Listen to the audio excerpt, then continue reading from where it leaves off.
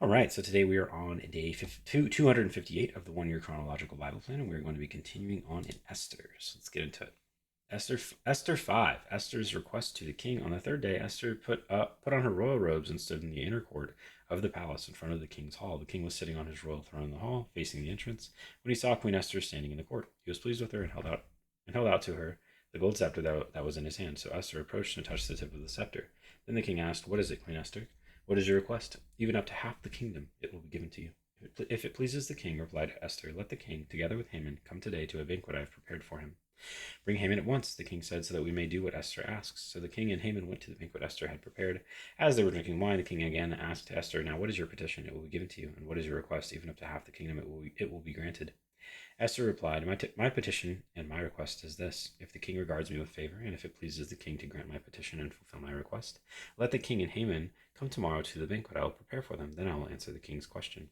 Haman's rage against Mordecai. Haman went out that day happy and in high spirits, but when he saw Mordecai at the king's gate and observed that he neither rose nor showed fear in his presence, he was filled with rage against Mordecai. Nevertheless, Haman restrained himself and went home.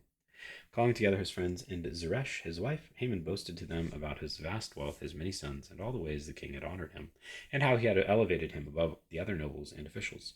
"And that's not all," Haman added. "I'm the only person Queen Esther invited to accompany the king to the banquet she gave, and she has invited me along with the king tomorrow. But all this gives me no satisfaction as long as I see that Jew Mordecai sitting at the king's gate."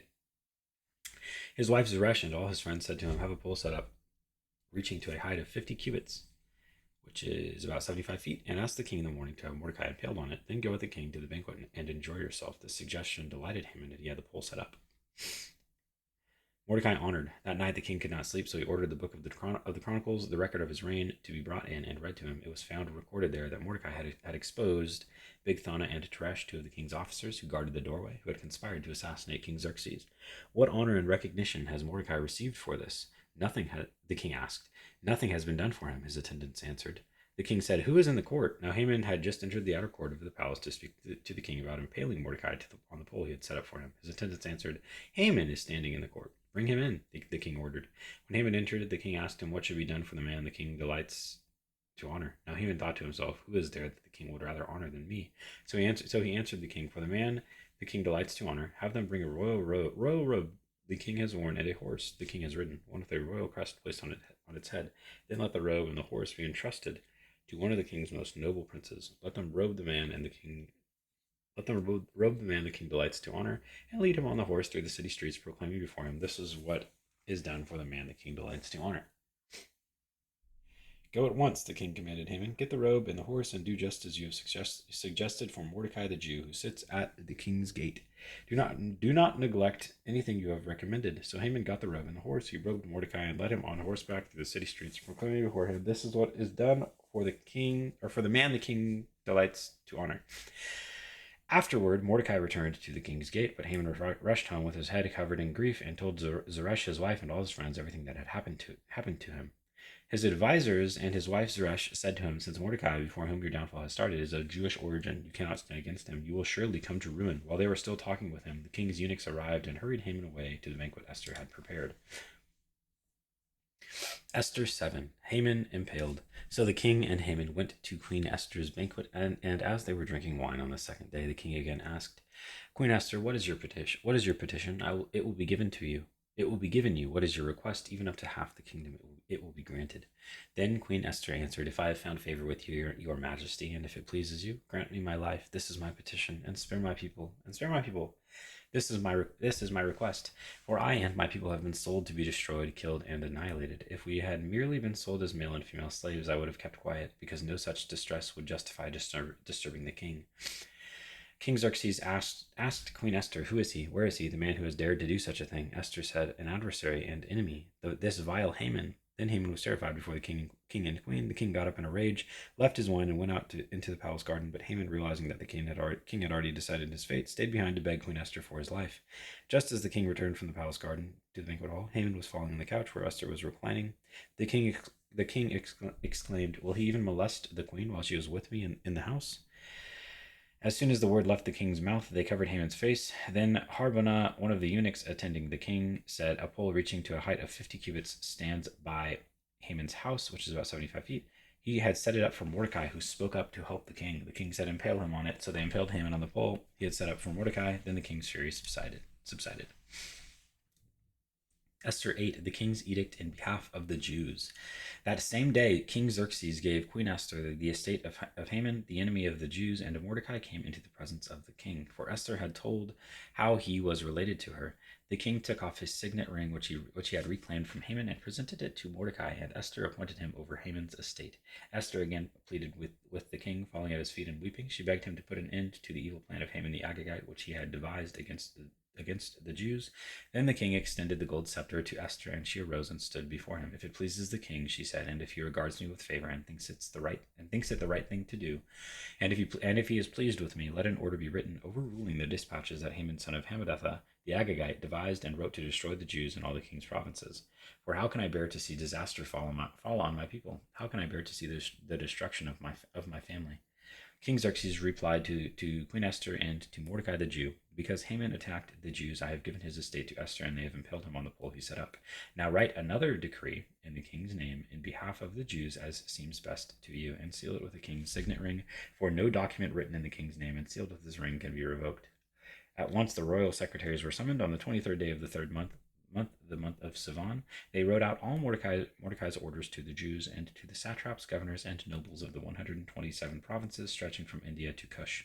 These orders were written in the script of each province and the language of each people, and also to the Jews in their own script and language. Mordecai wrote in the name of King Xerxes, sealed the dispatches with the king's signet ring, and sent them by mounted couriers, who rode fast horses especially bred for the king. The king's edict granted the Jews in every city the right to assemble and protect themselves, to destroy, kill, and annihilate the armed men of any nationality or province who might attack them and their women and children, and to plunder the property of their enemies. The day appointed for the Jews to do this in all the provinces of King Xerxes was the 13th day of the 12th month, the month of Adar. A copy of the text of the edict was to be issued as law in every province and made known to the people of every nationality, so that the Jews would be ready on that day to avenge themselves on their enemies. The couriers riding the royal horses went out, spurred on by the king's command, and the edict was issued in the citadel of Susa.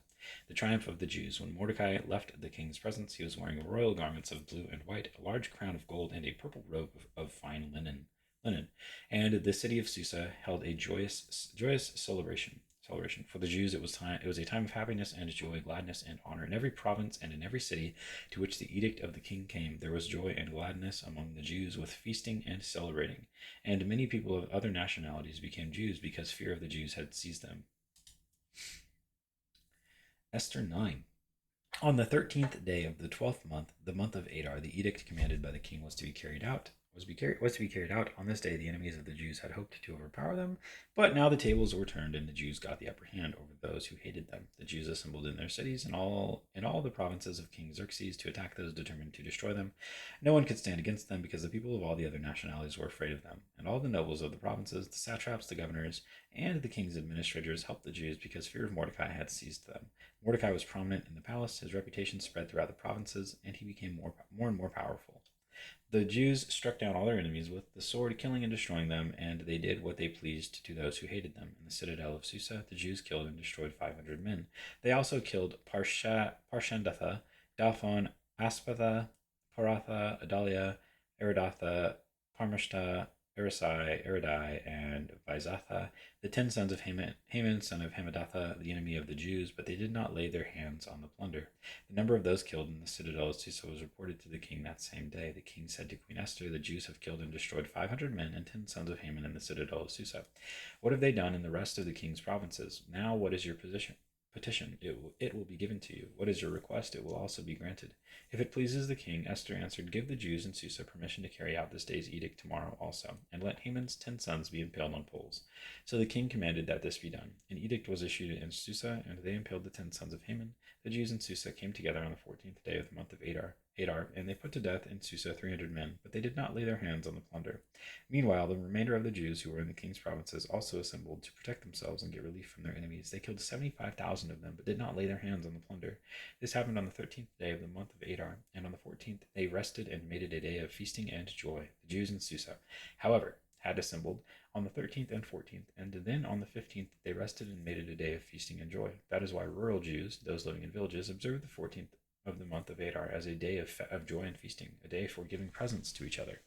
Purim established. Mordecai recorded these events, and he sent letters to all the Jews throughout the provinces of King Xerxes near and far to have them celebrate annually the 14th and 15th day of the month of Adar, as the time when the Jews got relief from their enemies, and as the month when their sorrow was turned into joy and their mourning into a day of celebration. He wrote them to observe the days as days of feasting and joy and giving presents of food to one another and gifts to the poor. So the Jews agreed to continue the celebration they had begun, doing what Mordecai had written to them. For Haman, son of Hammedatha, the Agagite, the enemy of all the Jews, had plotted against the Jews to destroy them, and had cast the pur, that is the lot, for their ruin and destruction. But when the plot came to the king's attention, he issued written orders that the evil scheme Haman had devised against the Jews should come back onto his own head, and that he and his sons should be impaled on poles. Therefore, these days were called Purim, from the word pure. Because of everything written in these letters, and because of what they had seen and what had happened to them, the Jews took it on themselves to establish the custom that they and their descendants and all who join them should without fail observe these 2 days every year, in the way prescribed and at the time appointed.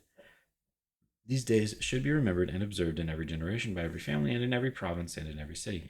And these days of Purim should never fail to be celebrated by the Jews, nor should the memory of these days die out among their descendants. So Queen Esther, daughter of Abihail, along with Mordecai the Jew, wrote with full authority to confirm the second letter concerning Purim, and Mordecai sent letters to all the Jews in the 127 provinces of Xerxes' kingdom, words of goodwill and assurance, to establish these days of Purim at their designated times, as Mordecai the Jew and Queen Esther had decreed for them, and as they had established for themselves and their descendants in regard to their times of fasting and lamentation. Esther's decree confirmed these regulations about Purim, and it was written down in the records. Esther 10. The greatness of Mordecai. King Xerxes imposed tribute throughout the empire to its distant shores, and all his acts of power and might, together with a full account of the greatness of Mordecai, whom the king had promoted. Are they not written in the book of the annals of the kings of Media and Persia? Mordecai the Jew was second in rank to King Xerxes, preeminent among the Jews, and held in high esteem by his many fellow Jews, because he worked for the good of his people and spoke up for the welfare of all the Jews. And that is day 258.